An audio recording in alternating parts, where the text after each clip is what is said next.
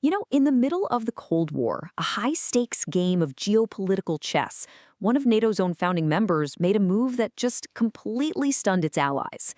Today, we're going to dig into why France decided to take a huge step back from the very heart of the world's most powerful military alliance. And really, it all comes down to this one fundamental question. In a world that's packed with powerful alliances, how does a single nation take back full control of its own destiny? That question, right there, is the core of this whole story. So yeah, our story really centers on this one decisive moment, this single year, where a major world power decided to completely change the rules of its relationship with its allies.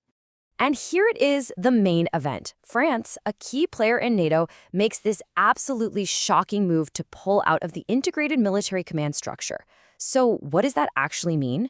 Well, it meant that in peacetime, French troops would no longer be under a joint command. The year this all went down was 1966. Now, you have to remember, this is the height of the Cold War. So this wasn't just some minor policy adjustment. No way. This was a massive geopolitical statement that sent shockwaves around the globe. So, who on earth could pull off a decision this big? This wasn't some idea that came out of a committee meeting, This was the direct result of one leader's incredibly bold vision for his country. And that architect was Charles de Gaulle. As the president of France, de Gaulle was absolutely determined to restore France's, its grandeur and its independence after World War II. And for him, that meant one thing and one thing only. Full national autonomy. And that entire vision, it was all powered by one single driving principle. So what was it? What was this one idea that was so powerful it could motivate France to completely upend its relationship with its closest allies?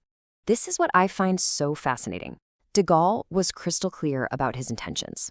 There's no room for interpretation here. He just came out and said it. France intends to recover full sovereignty.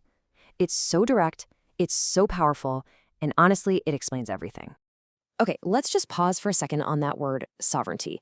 What are we really talking about? Well, it's the idea that a nation has the complete and independent authority to control its own future, with zero outside interference. For de Gaulle, this wasn't just a goal, it was non-negotiable. So this is the key takeaway. The objective wasn't partial sovereignty or a little more independence. The goal was full sovereignty. And in de Gaulle's mind, having French soldiers under a unified, foreign-led command structure, that was just fundamentally at odds with that goal. But, and this is a big but, this is where the story gets a little more complex. France didn't just pack up its things and leave the alliance entirely. No, there was a really, really important distinction in what they did. And this lays it out perfectly. Look, France stayed a member of the North Atlantic Treaty, so politically they were still in the club.